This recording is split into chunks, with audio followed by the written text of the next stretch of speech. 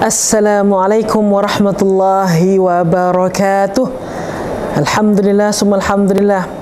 Allahumma salli ala Muhammad ya Rabbi, salli alaihi wasallim. Salawat dan salam untuk baginda Nabi yang mana telah bersusah payah untuk menerima Al-Quranul Karim untuk kita semua. Subhanallah. Penonton dikasihi Allah, masih lagi kita nak bercerita tentang Sidia. Apakah nama-nama gelaran untuk Sidia? Kan?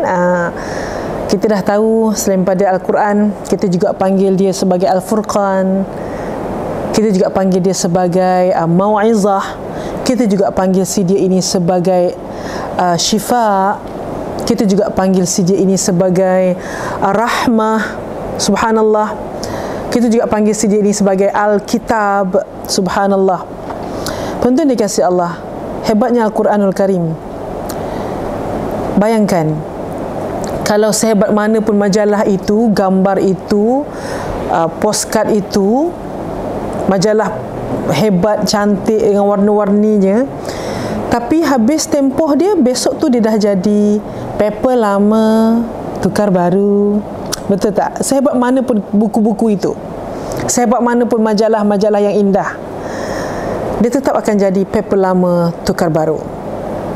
Kan? Tetapi Al-Quranul Karim tidak ada istilah paper lama. Yang cuma ada istilah dia Quran lama, tapi isi dia tetap sama. Quran baru, Quran lama, isi tetap sama, kerana Allah ada janji.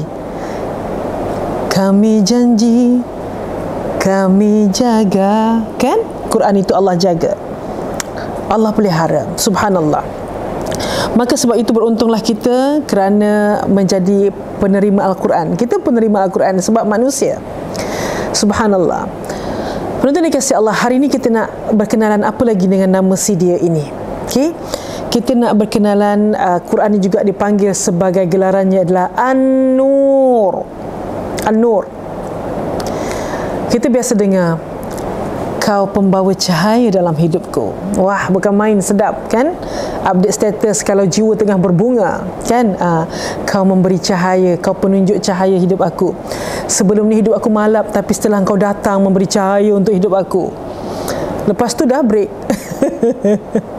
Sebulan 2 bulan dah break, kan? Tengok-tengok status tu pun dah bertukar, Masya Allah. Tapi ada satu pembawa cahaya yang tidak pernah memadamkan hati kita. Itulah Al-Quranul Karim, An-Nur. Boleh tak tolong bawakan saya An-Nur? Kan? Rupanya Quran. Okey ibu-ibu, datang kelas pada hari ini tak payah bawa apa-apa, cuma bawa An-Nur sahaja. Bawa An-Nur? Apa tu? Quran. An-Nur itu Al-Quranul Karim. Subhanallah. Kan? Kalau kita tengok dalam doa khatam Quran, doa lepas baca Quran tu kan, Allahumma arhamna bil Quran waj'alhu lana imaman wa nura. Wa nura. Jadikanlah aku Al-Quran itu sebagai imama, pemimpin kami. Wa nura. Nur. Jadi Quran itu adalah pembawa cahaya untuk kita. Daripada mana ambil nama Quran sebagai cahaya? Okey, kita tengok surah An-Nisa. Surah An-Nisa ni surah yang keempat. Ayat yang keberapa? Ayat yang ke-174. Inilah dalil yang mengatakan bahawa Al-Quran ini dipanggil sebagai An-Nur. Okey, baik tuan-tuan, kita bacakan ayat ini. A'udzu billahi minasy syaithanir rajim. Wa anzalna ilaikum nuran mubina. Sadaqallahul azim. Sadaqallahul azim. Benarlah firman Allah yang Maha Agung. Ini firman Allah.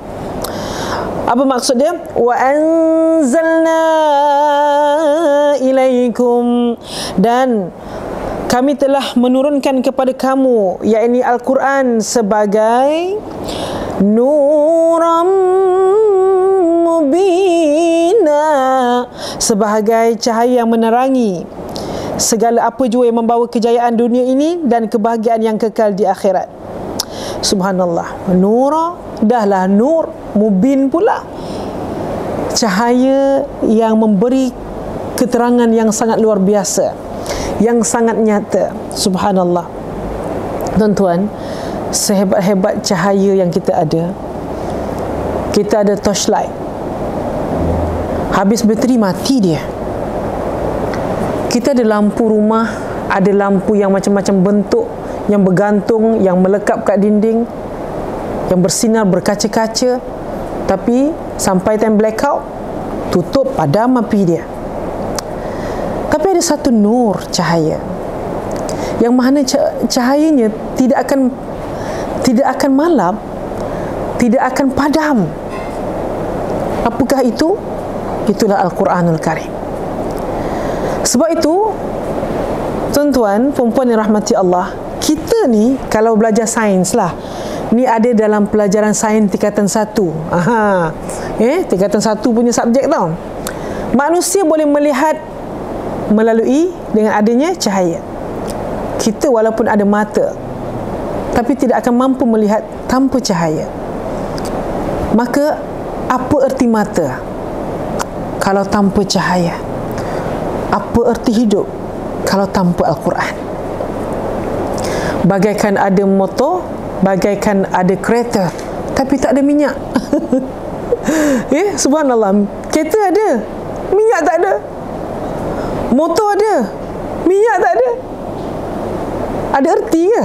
Alamak, kereta punya cantik, punya kilat, punya smart sport rim berkilat-kilat, tayar pun dah besar, sekali minyak tak ada. Subhanallah.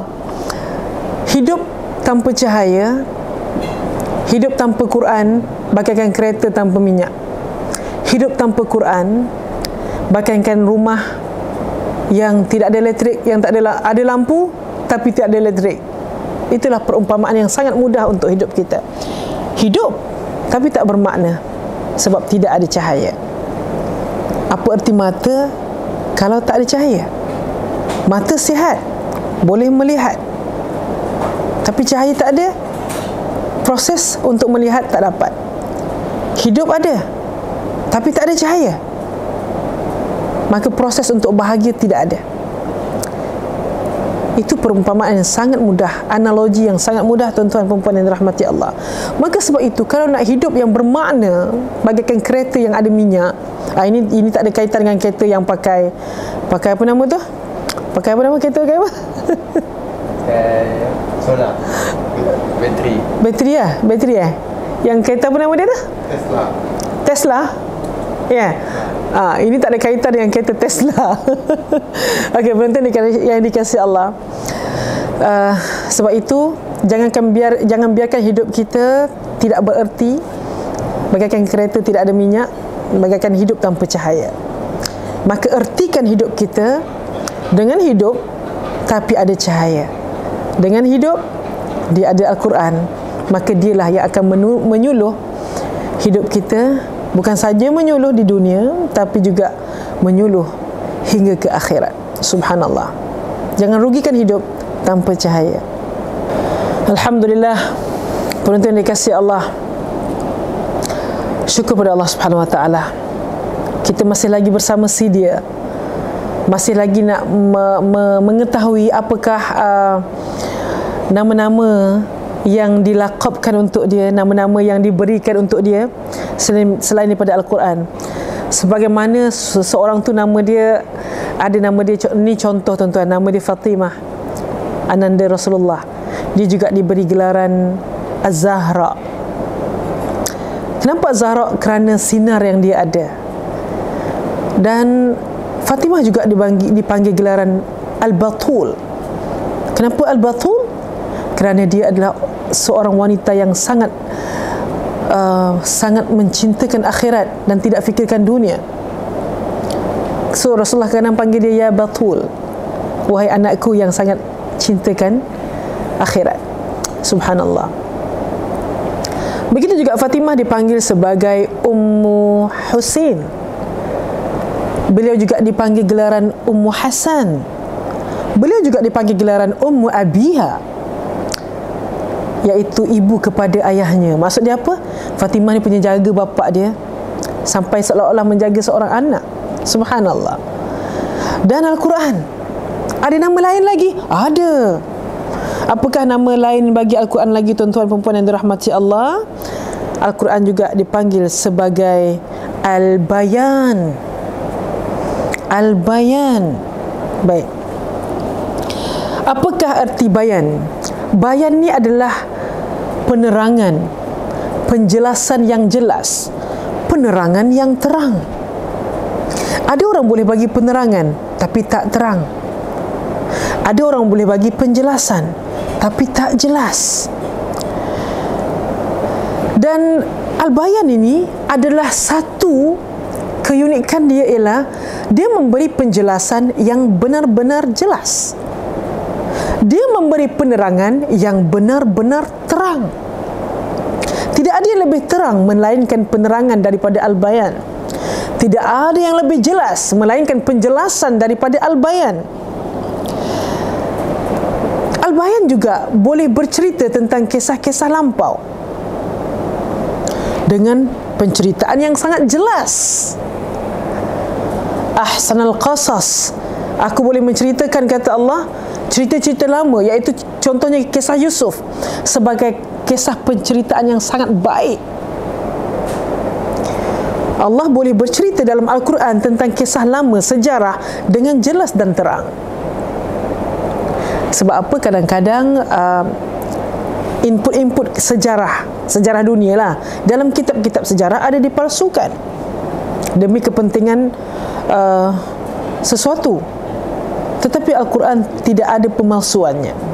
Jelas dan benar-benar jelas, terang dan benar-benar terang. Inilah Al-Bayan.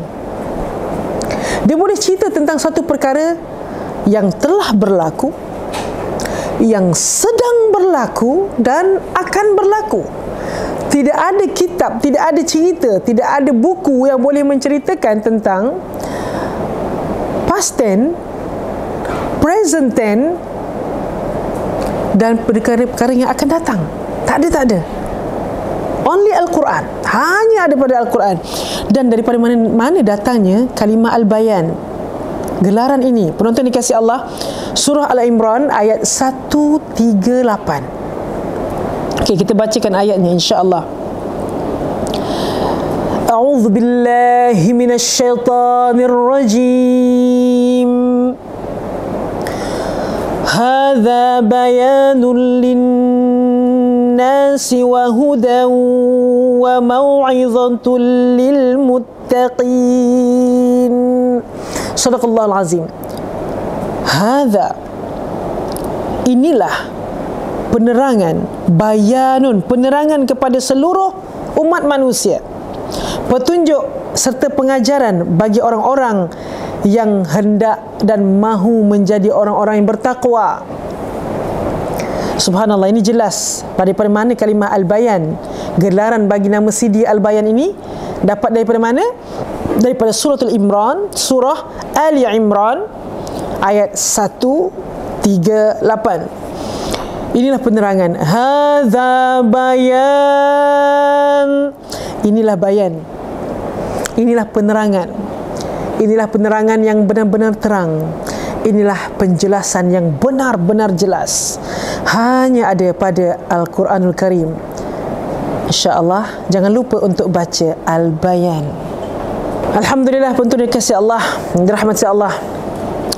Syifa sudah, Al-Bayan pun sudah, An-Nur pun sudah, dan kali ini kita berkenalan lagi dengan namanya, iaitu Az-Zikr. Az-Zikr. Dia kalau kita sebut tanwin sampai hujung kita bariskan Az-Zikru. Tapi kalau kita matikan ayat tu Az-Zikr, kan? Zikir, Az-Zikr. Kau dah berzikir ke belum? Arti zikir ni adalah mengingati. Zikir, mengingati Allah. Kita duduk dan kita melihat laut, ya, kita sedang berzikir mengingati Allah. Zikir tu artinya ingat Allah. Az-Zikr. Tasbih. Orang kata panggil berzikir ke? Bagi orang Ada tasbih, zikir. Ada zikir, tasbih.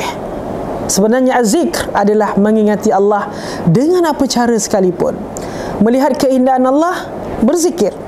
Sebab kita ingat Allah. Apa-apa perkara yang melibatkan Allah, itu zikir. Apa-apa perkara yang mengingati Allah dan melibatkan Allah, itu zikir.